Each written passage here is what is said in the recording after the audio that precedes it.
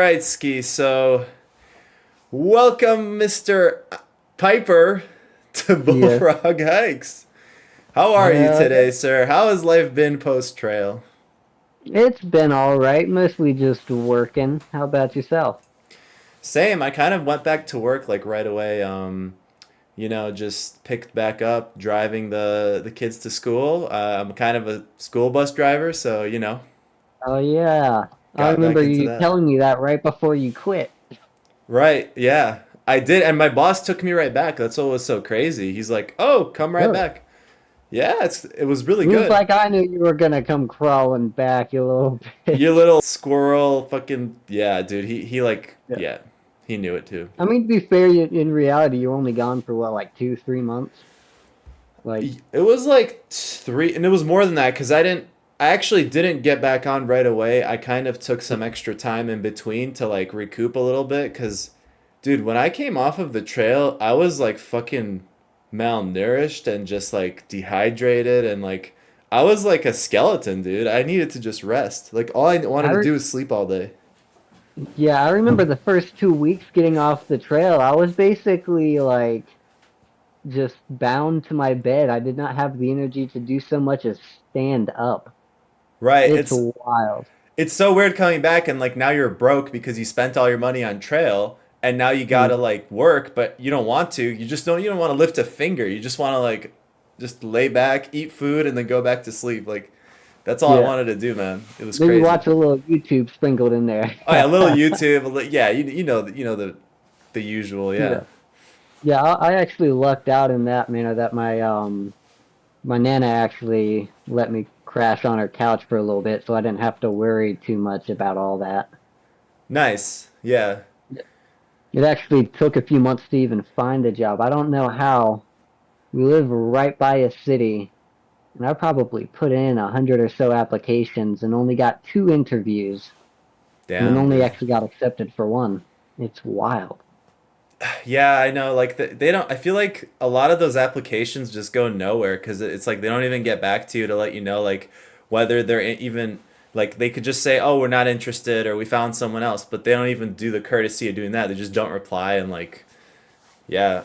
I find that Yeah. like going in person and like kind of talking to the boss or whoever, like the hiring manager, like and annoying the hell out of him, giving him like a copy of my resume, that kind of helps, but Yeah. yeah, like for Indeed and stuff like that, dude, they don't reply for shit. Yeah.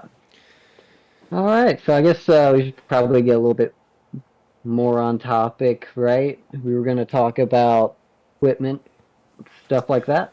Oh yeah, dude, let us tell us what you carried when you started the hike, what you got rid of, what gear did you take on the trail?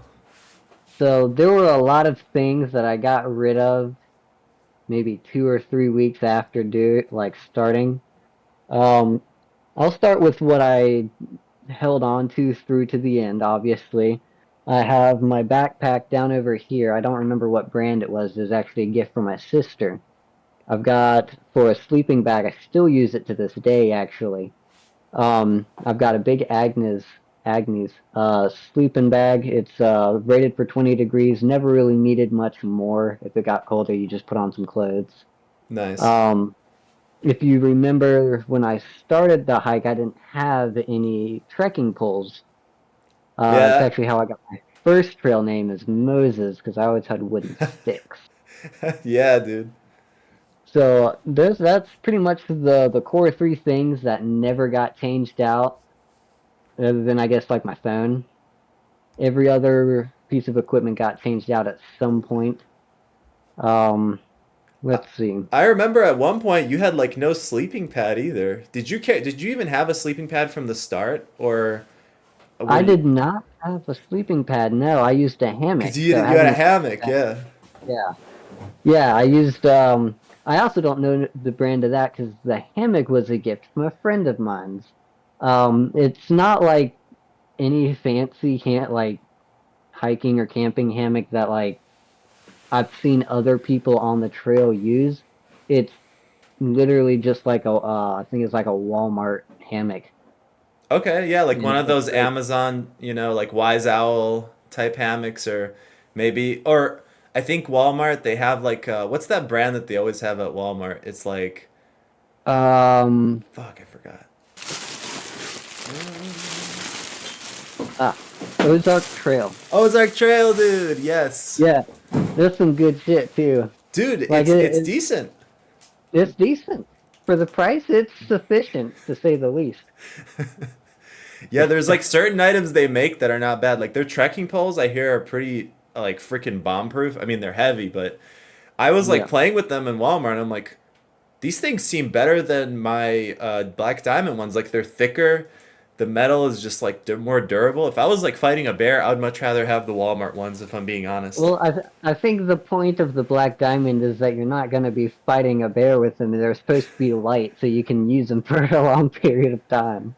True. Yeah. I mean, but people have said that like I think there have been stories where like people did fight off bears with like for specifically Black Diamond trekking poles. That might have just been like a propaganda marketing stunt that they did, but I don't know. That's what I heard. That would be a pretty good marketing stunt, I gotta say.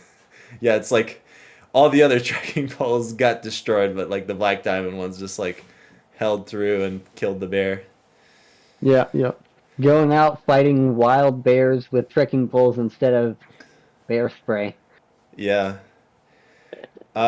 Dude, so like, all right, so you carried a hammock with a 15-degree, like it was a mummy, right?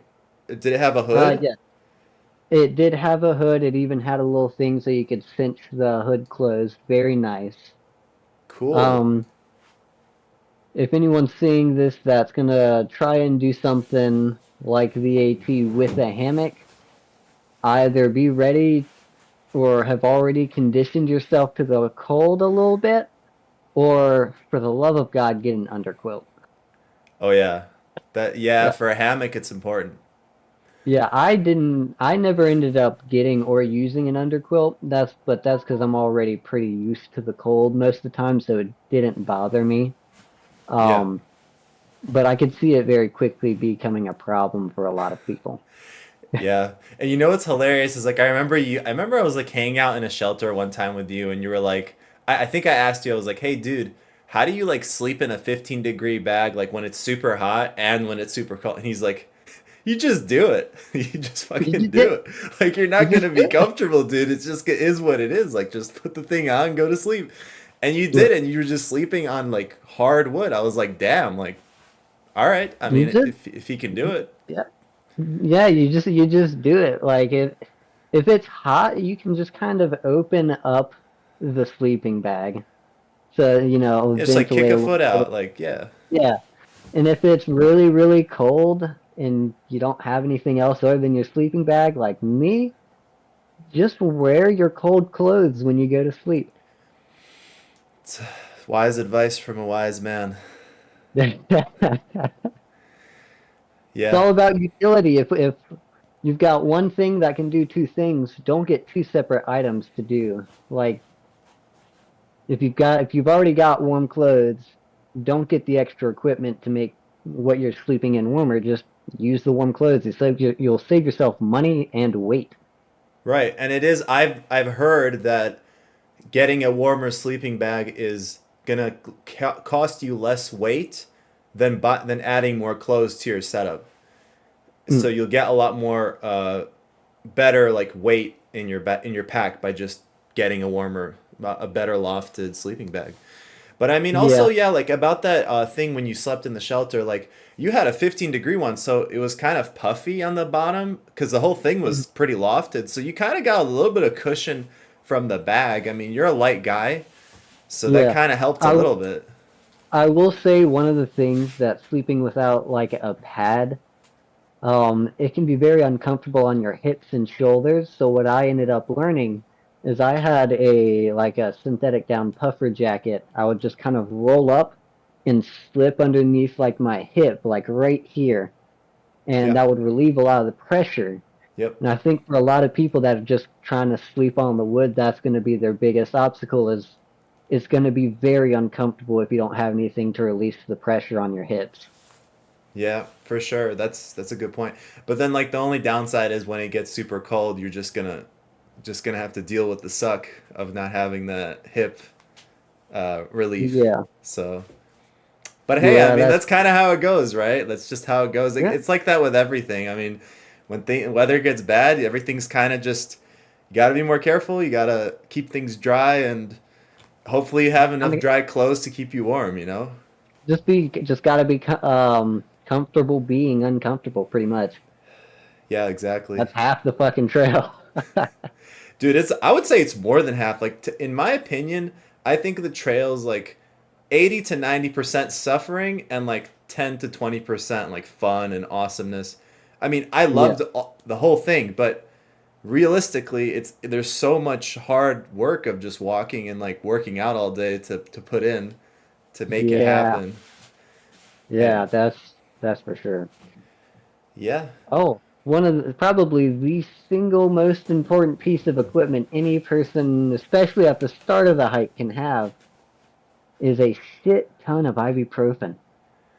Oh Get yeah, the highest strength and as much as you're willing to carry with you. Because vitamin I. I probably downed at least 2,000 milligrams a day for the first 3 weeks. Damn. Like That's that's like a dangerous amount of ibuprofen. yeah, don't do that right away. Maybe ease yourself into that. You know, like start maybe Yeah. in the 200 milligram range and then work your way up. You know. Now I think you so the maximum daily dose by the FDA is 800 milligrams 2 times a day. So start off with maybe 400. Oh man. You know, I mean, I'm a big guy, so what's 400? That's like two Advils, or I think they're like 200 milligrams each, right? yeah, yeah. I Wait, don't know. no. Sorry, I think I got it mixed up. The recommended amount is 800 a day, so it'd be 400 2 times a day. But doesn't really matter. Just have the ibuprofen, Advil, whatever you need. Right. Yeah, I don't know. It's adults 400 milligrams every 4 hours as needed. Oh shit. Oh, that's for menstrual cramps. Okay. Oh, is it? Yeah. Well, I mean, this is supposed to be pretty painful, and man, were my legs pretty freaking painful. Yeah, dude, they were like spasming up. You know, one thing I'd recommend for that is like lifting your legs up in the air. When you get to a tree, just like lay down and have your like this is your torso and your legs are like up here. Just hold them Yeah, up and let the blood recirculate in your core. yeah. Cause Elevate, stretch. One of stretch. the best thing. I learned a good few yoga stretches. Talking to some people, you really should stretch. If you're not doing it throughout the day, at the very least, try to stretch like in the morning or before you go to bed. It makes the soreness so much easier to deal with. Yep.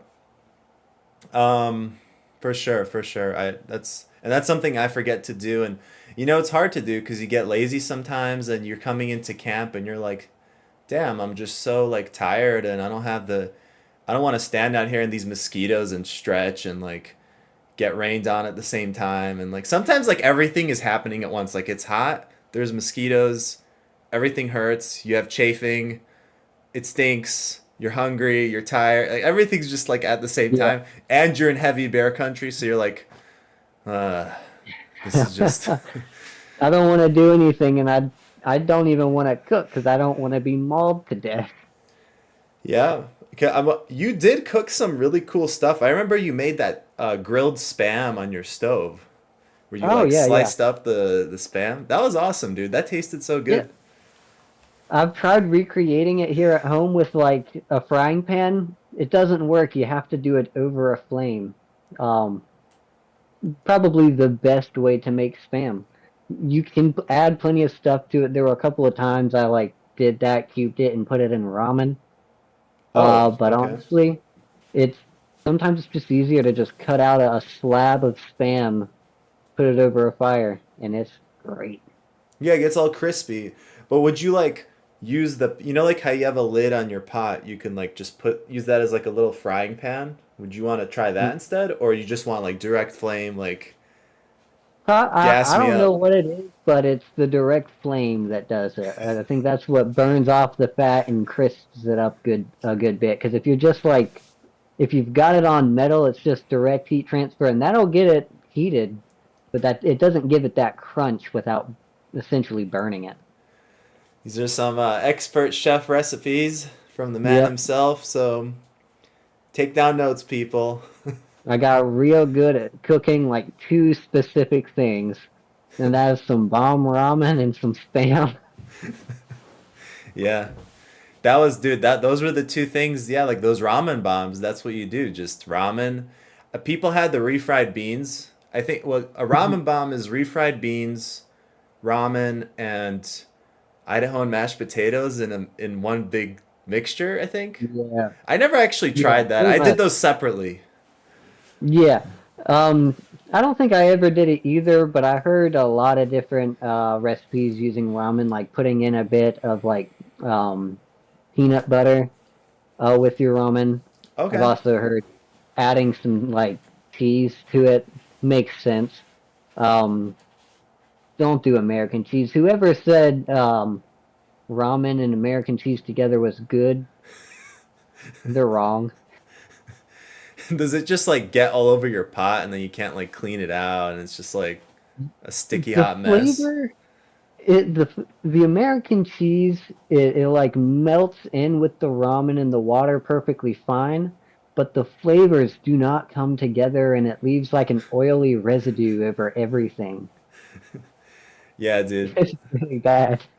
Oh yeah, I think, dude, that sounds like I feel like if I ate that, I would just have like an instant like have to shit my pants situation because you know Yes. that's the one thing is like when you're hiking and you eat some greasy foods, everything just wants to like come flying out because like your intestines are all lubricated with that fat and grease Yeah. and so like you like come into town, you have a big fat greasy burger and they're like, I need a hotel room because we're gonna be going multiple times. Like this is Yeah. out of control. It's your body voiding itself of everything because It if boy is purges, it gonna need the space. dude, it purges everything from the whole last week that you were eating. All that Yeah. ramen, all the Idahoan, all that, just everything in there, dude. It's And all, it's not like a peaceful voiding either. It's violent. It's it's, explosive sometimes. oh yeah, dude, and you get that Neil's Gap pizza. Ah, Yeah. that was some I remember explosive the Neil's content, Gap pizza, dude. Mm. dude. Yeah, that was There's one thing. good times though. Remember, dude, remember we played cards, or was it cards or oh, liar's dice Liar's Dice. at like Yes. 3 a.m. at Neil's Gap, and you had like Yeah. a messed up knee, and you were kind of hurting, and I was like, Everything. damn. I was exhausted because the place was closed, and was too tired to set up camp anywhere. So I just sat down at a picnic table, slept, and then eventually you showed up. Yeah. Um, Played some liar's dice. That's one of the things I ended up getting rid of were the dice because I only ever used them that one time. Damn, dude. Those dice were so awesome though. Like that, I feel like that item is kind of worth carrying because it's entertainment. It's Yeah. Um, I the don't know. biggest problem with it though is that when you're out hiking like that, it's not often that you're gonna find a table where you can sit across from someone and play. Like if you go to a shelter, sure, but even then it's not really a guarantee. Sometimes it's just like they have some wood set up for you to put your cooking stuff on. That's about it.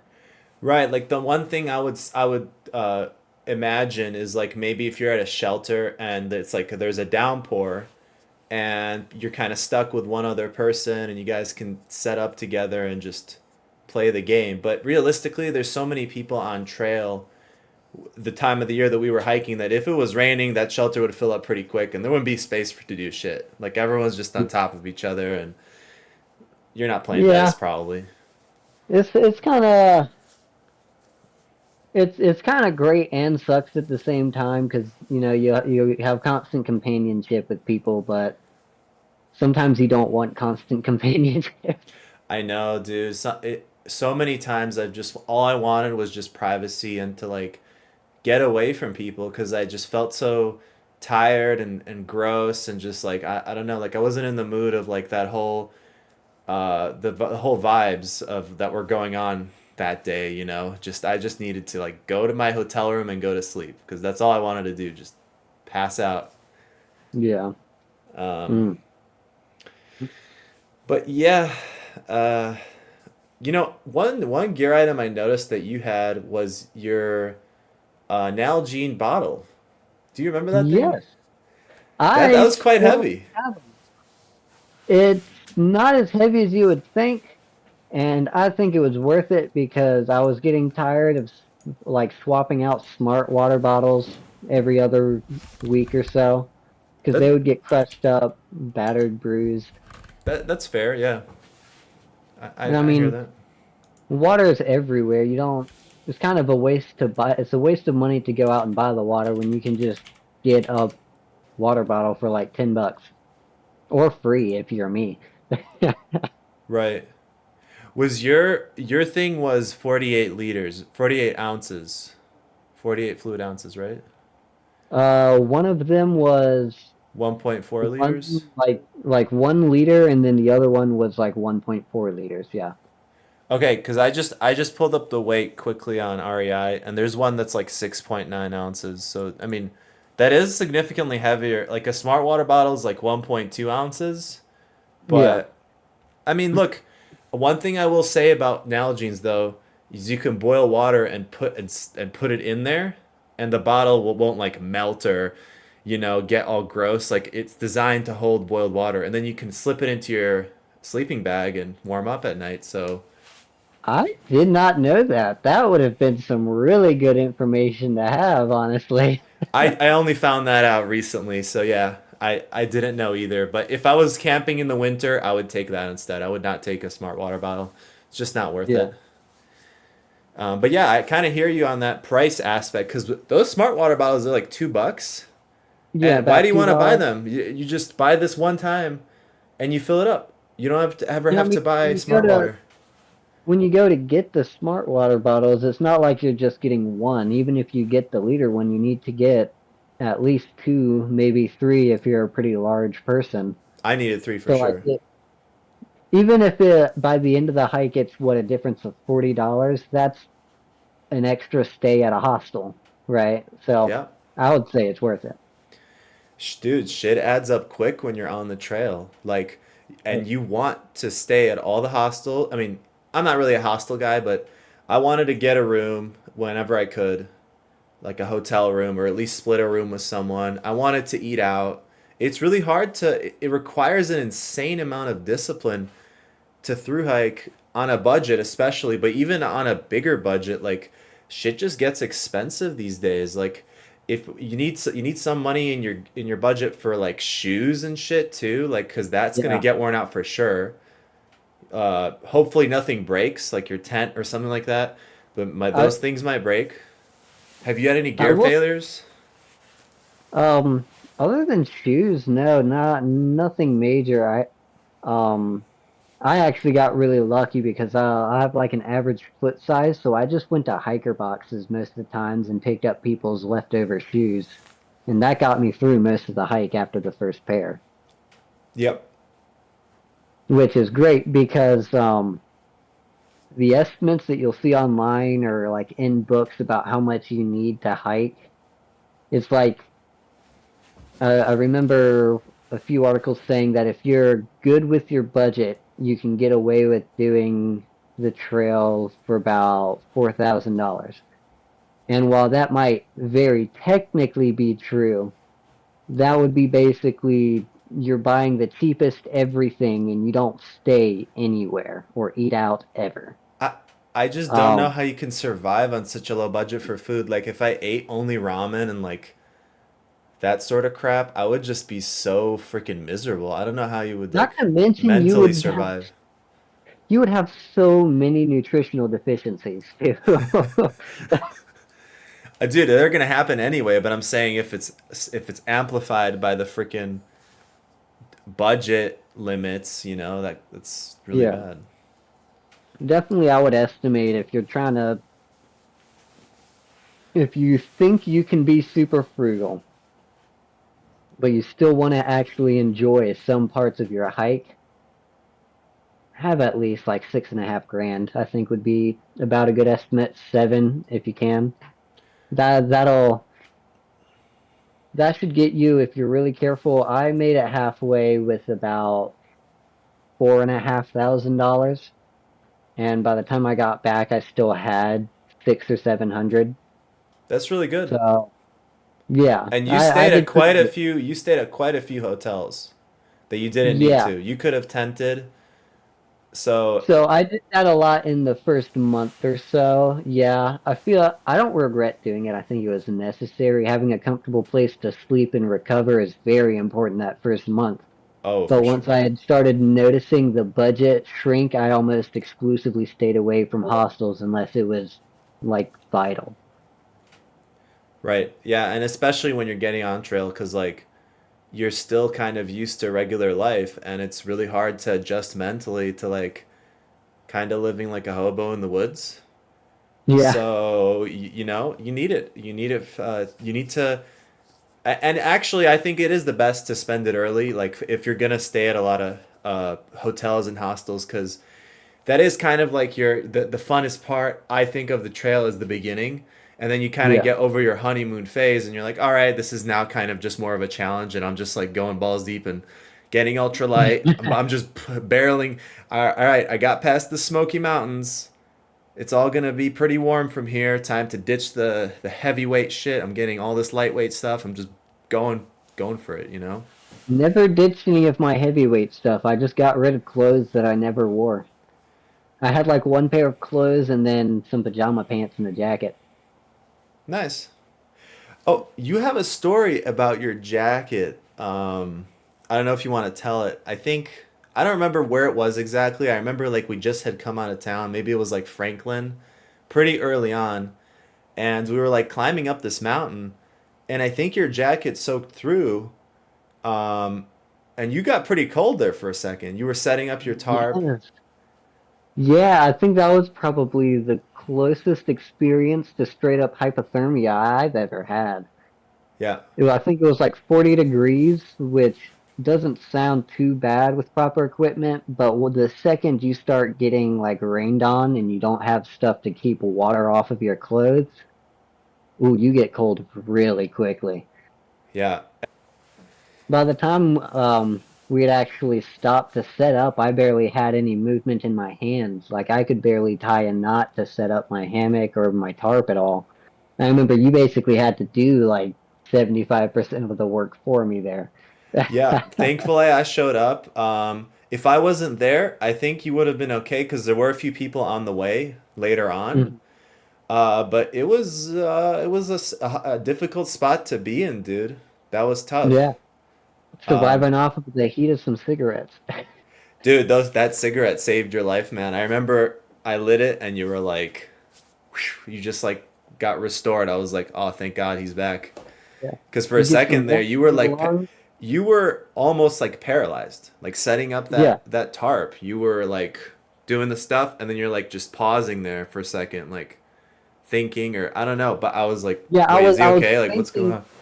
Yeah, I was essentially what was happening there is I was thinking, how can I do this while using the least amount of energy possible and getting it done as quickly as possible without messing it up? Because the second you mess up, then you have to start over from the beginning and you've wasted a ton of time. And for Yeah, me, maybe I was panicking. I think I was pretty calm minded and reasonable. I was just trying to get things done quickly and like as best as possible so I could lay down and warm up some. yeah, yeah, dude. That shit was just it was crazy, but I'm glad. And I remember both of us were freezing our ass off. Like we Yeah. both went into our sleeping bags and we just laid there for the rest of the day and the whole night. And even in the morning, we got up and we were like super cold. We tried to start that fire that we totally Did failed to not do. happen. Such a fucking waste of time. Oh my God. We should not have done that. We should have just like put our stuff away and kept hiking. That would have been like the fastest way to warm up. Yeah, and maybe, but at the same time, I was still recovering. Like I did not want to move. I know. We were pretty exhausted. even in the Did I morning. ever tell you like what happened the following 3 or 4 hours after I managed to get into the hammock? No. So basically, I was so cold I could barely take off my clothes. So what ended up happening is I would fall asleep for about an hour, hour and a half, and then I would take off one article of clothing, close up the thing, like my sleeping bag, uh, get warm again, because the second that bag opened, all the heat was sucked out of me again. And then an hour later, I would manage to get on a dry shirt. And this would just keep happening with every article of clothing for the next 6 or 7 hours through the night. It was a grueling battle of staying warm and keeping dry. It was wild. Yeah. Yeah, man, I can't even imagine.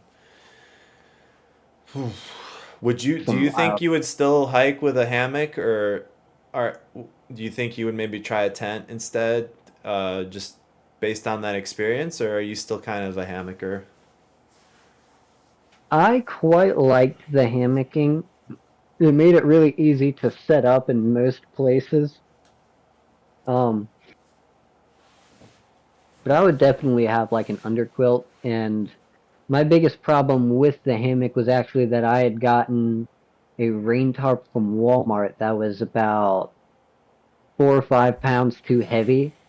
So I ended up having to ditch it because it was just too heavy. So I kind of screwed myself over by not getting the proper equipment to do hammocking the right way.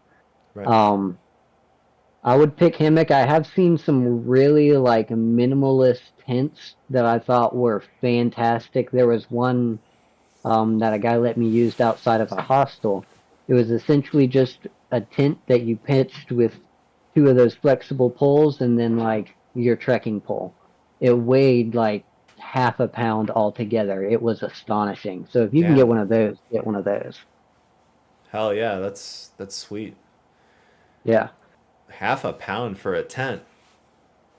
Hmm. It was like really, it was really thin. I don't know how Was it it just was a able to. tarp and no bathtub or bug There net? was it was like maybe, it was just wide enough for you to fit in like just straight, like if you were laying down like a pencil, you maybe had a little bit of arm room.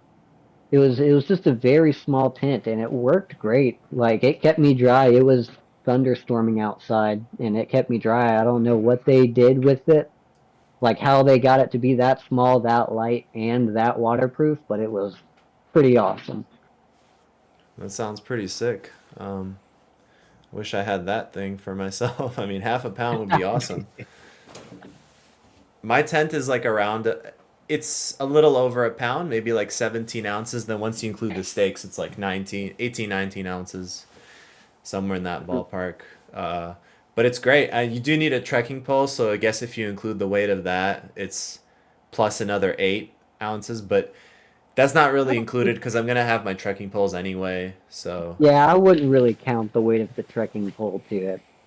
right, 'Cause, but you could get like a 3 ounce pole if you don't want trekking poles and just like use that to set it up instead. mm. But yeah, it's pretty dope tent.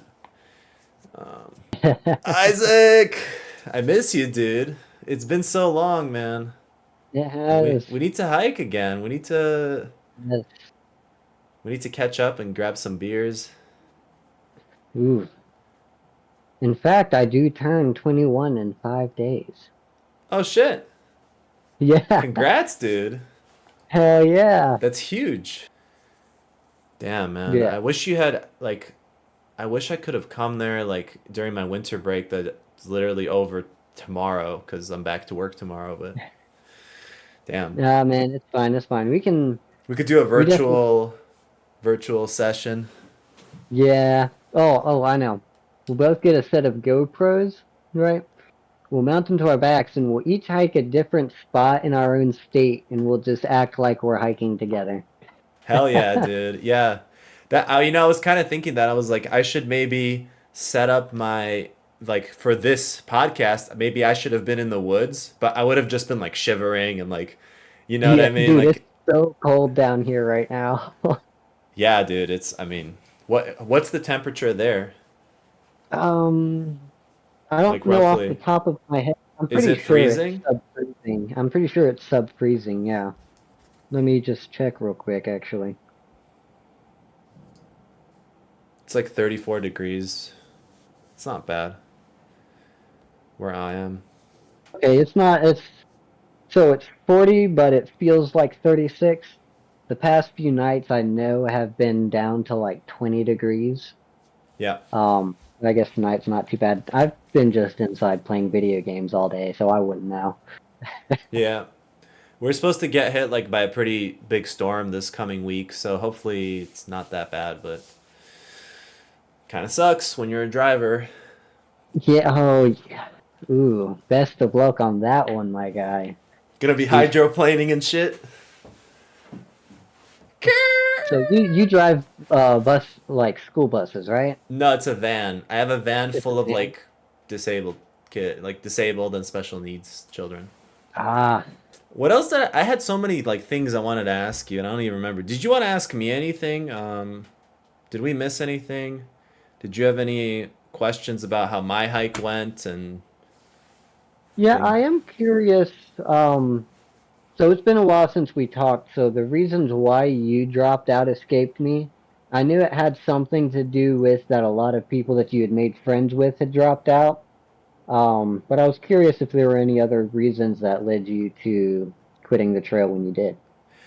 Right. So, okay. So first of all, I think a big reason why I dropped out was just because I wasn't really having fun anymore.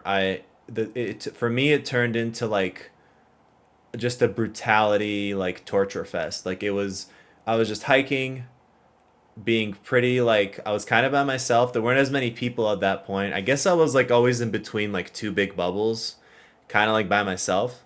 And there were a few Mm, cool people I met here and there, but I wasn't feeling it. I was like not myself. I was just like Katarin, Katarin, and like it wasn't, it was just like a crazy mindset. And the reason I had that mindset was like I was super low on money.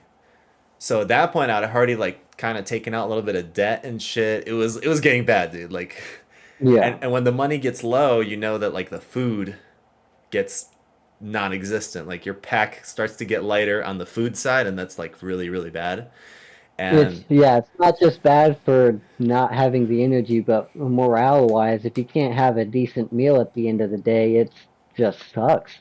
yeah, like I didn't even have so. And then here's what happened. Like I actually had asked my mom to like send me some food, and she ordered like a bunch of tuna from Amazon, like just in a bulk order, and it didn't get to the resupply drop. So I had like a whole week with barely any protein. Like all I had was a few like beef sticks and shit like that. But I was like mostly just carbs and like sugar, but no protein.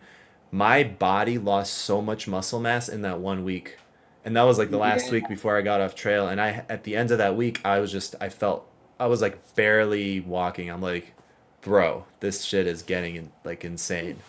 Yeah, with the amount of energy you burn through, if you don't, especially if you don't have protein, your body will start metabolizing your own muscles just to stay I alive. was cannibalizing myself. Yeah. Yeah, essentially. I think like when you smell your skin and it like I've heard of other people saying this like I don't know if it's like a methane smell or like something.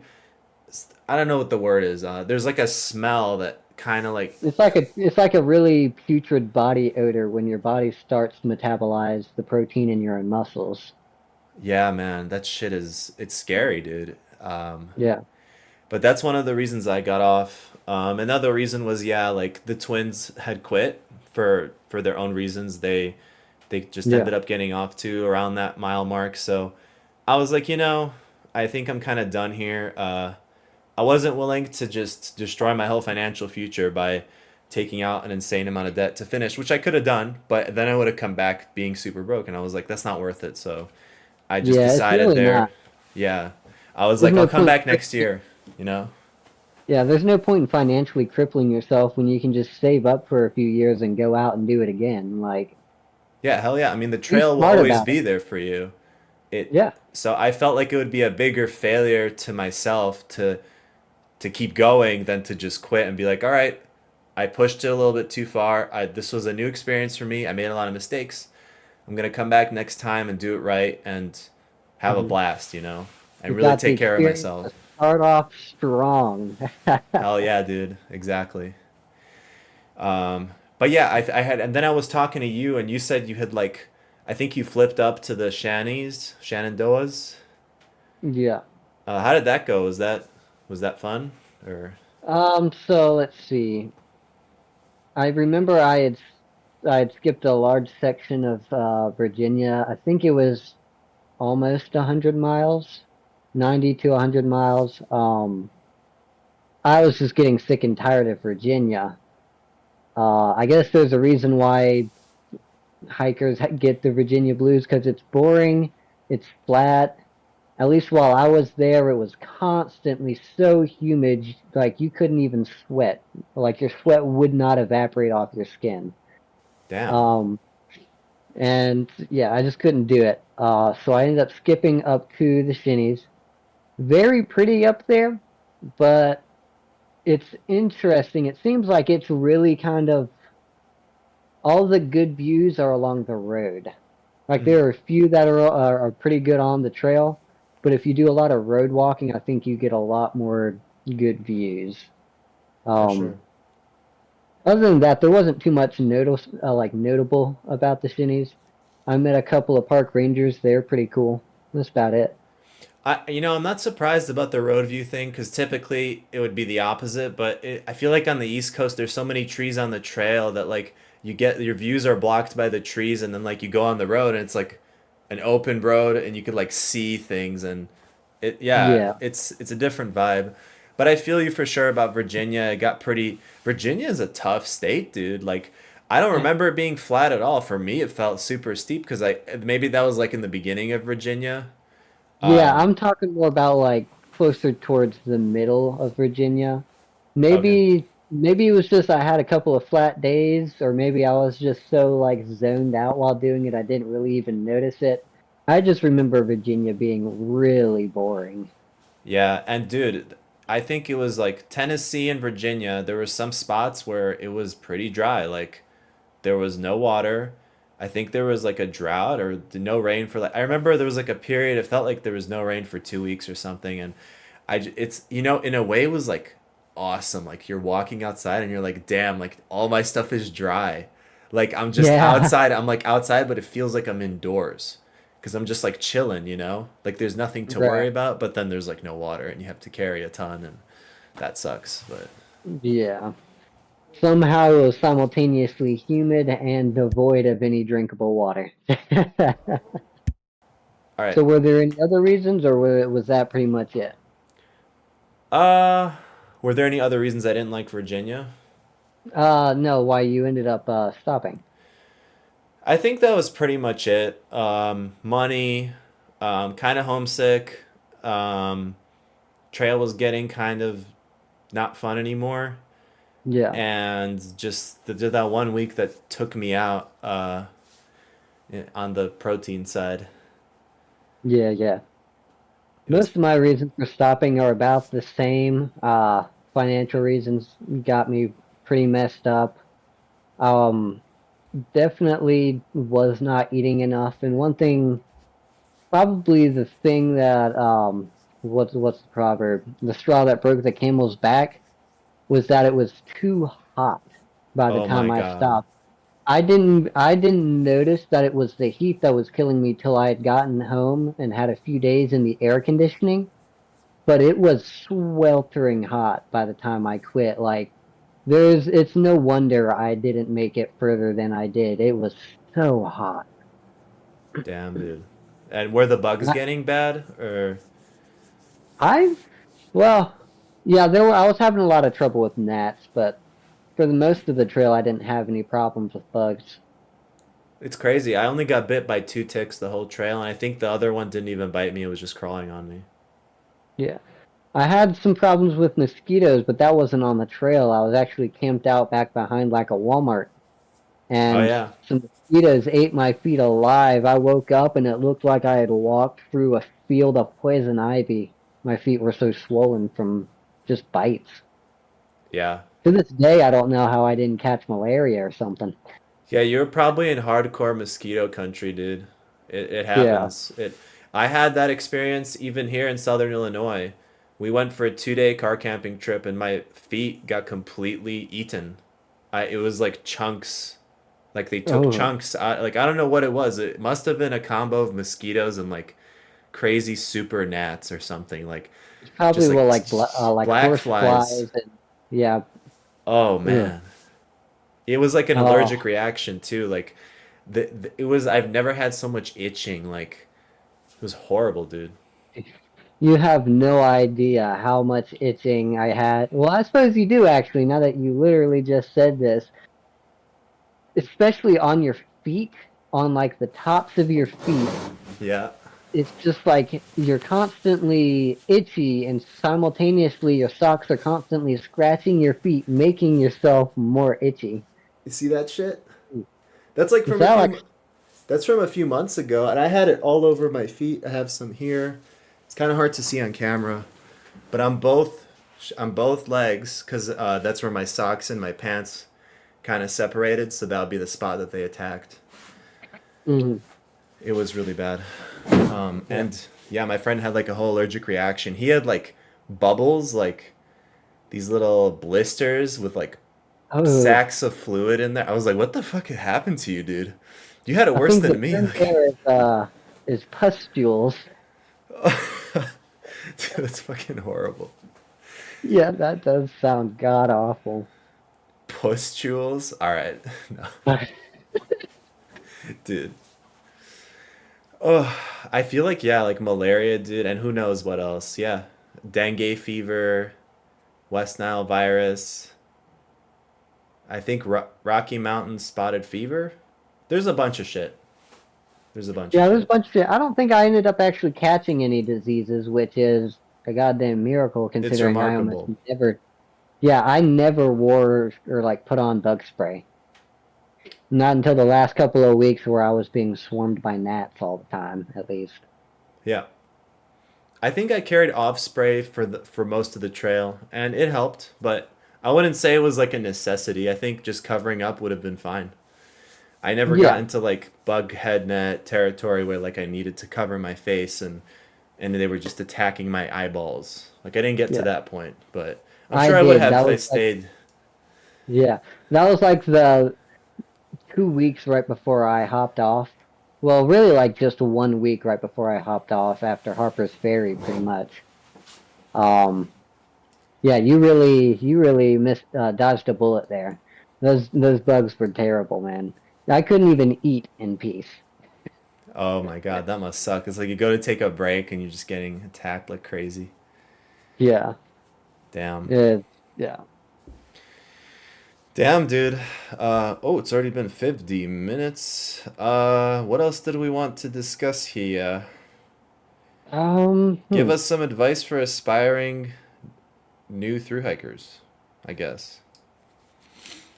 Uh, new advice or advice for new through hikers. Um, let's see. There was one quote that I kept seeing in the privies all the time. Um, it went something along the lines of quit or keep going. They're both hard. Yeah, quit or keep going, they both hurt, or quitting, yeah, Yeah, something like something like that. that. They both hurt. And that's pretty true. Like for me, at least when I quit, it really didn't hurt. I was ready to get off that damn trail. So Hell yeah, I dude. don't know how true Jump that right back is, into bed. but it is definitely a good quote to keep you going if maybe you're not quite ready to get off the trail, you're uncertain, and you just want to see if you can make it a little bit further. That is definitely something good to have in mind. Um, Another thing that I noticed, the first 3 weeks are the hardest, but it doesn't get easier. You just do more. I Uh, think it starts getting harder. It kind of feels like it levels up as you go. Like the climbs yeah, get steeper, The days get You have to longer. do more. Yeah. It doesn't Less it's trail not one of those magic. things where like once you keep doing it, eventually it gets easier. No, it's still always hard. You just can do a little bit more than you did a week ago.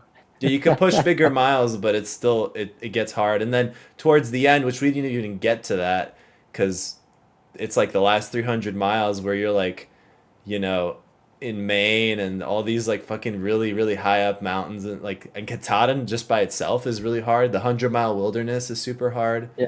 It gets hardcore at the end Yeah. there. That's my only regret for not having finished or like continued going And is I didn't out get to see any of those great views up there. Because right. that's really what I was going for. I really wanted to see those views, but that can be like inspiration for saving up and trying again another time. Hell yeah, man. And like that, and that's the thing is a lot of people that didn't make it on the first time going Nobo, they'll then try going Sobo instead, because if you do Sobo, you get the hardest part of the trail out of the way first, and then you just cruise the rest of the way, because that's how it is in comparison. That ending there is really hard. Yeah. So that is a That something people might want to try. yeah, I think that may be true. I think you also maybe need to take into consideration where you live. Like for me, I think even if I had known that, I think I probably still would have done northbound because in all likelihood, if I was gonna quit, I was gonna quit within like an 8 hour drive from where I lived. Along with like if I were to hop on a train, which I did, it wouldn't be that hard to get home, But which then actually worked out in my favor. on the flip side of that, if you did do Sobo, then you can start and you'll walk right home. And Yeah, yes, you will be far away if you have to bail out all the way back there, but at least you'll like get all your travel shit figured out right away and you don't have to like hitch a ride back when you're all the way done with the trail and you're broke and figuring out how to get back home and stuff. You could just like walk home, you could just get a ride home. just yeah, just get a ride home, take a hitchhike to a few different cities along the way. Hell Yeah, yeah. Dude, yeah, that's hitchhiking definitely. was so much fun, dude. Oh my god. One of my favorite parts about hiking was meeting all those people. Some of them were a little wackadoos, but for the most part, super nice people, and I would love to hitchhike again many, many more times. Oh, speaking of hitchhiking, I think this is hilarious. Did I ever tell you about how I hitched a ride with a police officer into town? No. No? All right, so that night I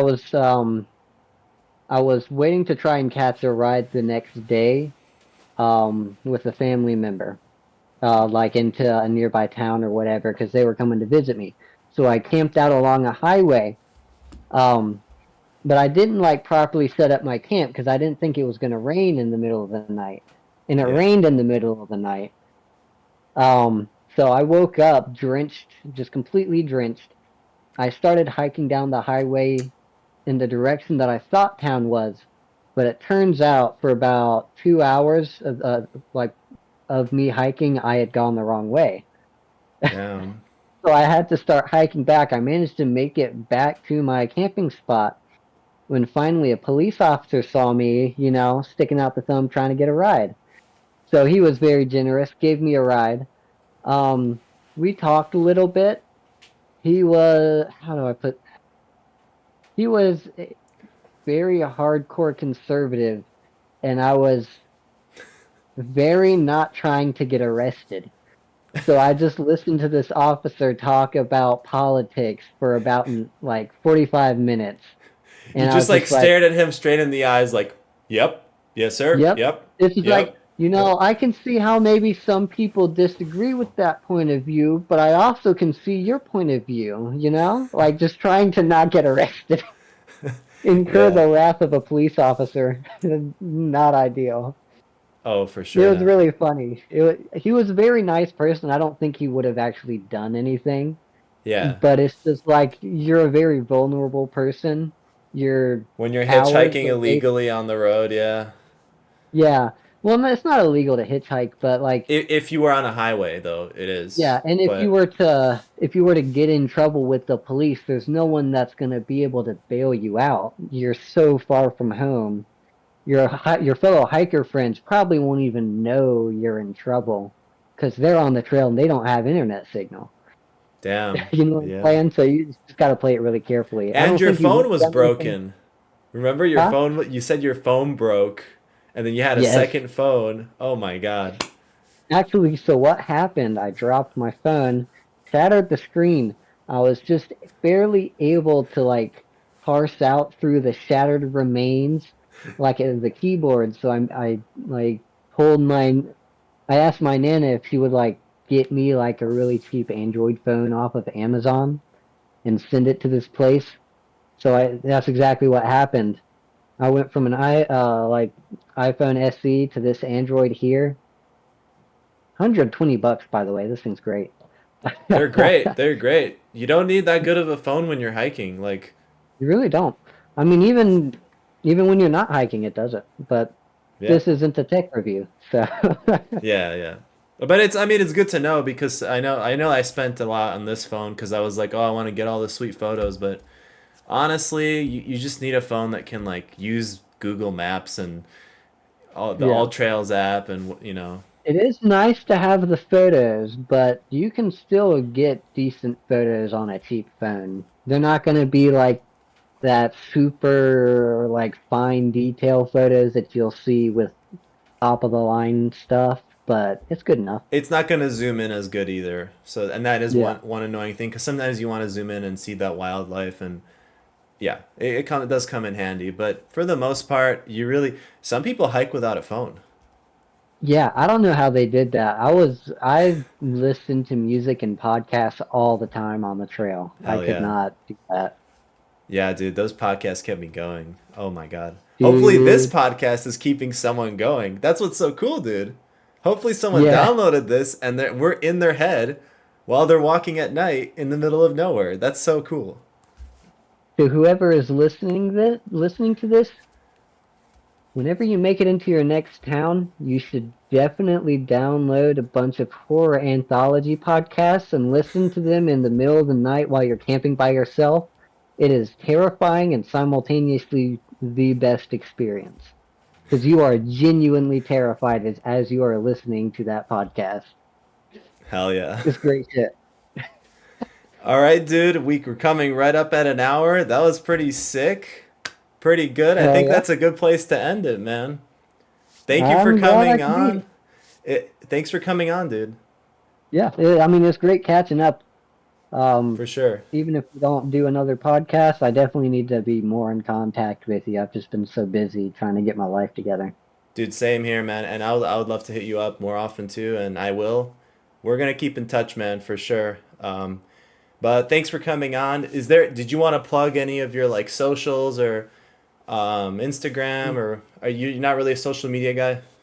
I'm not really a social media guy, but if you are interested in seeing some of the photos or some of the like weird things I wrote about on my Facebook, it's just Isaac Douglas on Facebook. Um, that's going to lead to a lot of results. Good luck. Good luck finding My current The right yeah, Isaac Douglas. my current Facebook photo is just me with a weird pair of sunglasses sitting cross-armed like this in a chair. So if you find that, that's me. It might help to look for a location. It should be Asheboro or Greensboro, North Carolina. Sick, dude. I don't All know how right. to directly link this, so there you go. Yeah, dude. I'll post it up. I'll edit in the video and just put it up there somewhere. So yeah, cool, man. Thanks for coming All right. on. Good. Thank you for Bullfrog. having me. Bullfrog hikes. Signing out. Ah. Yo, nice, dude.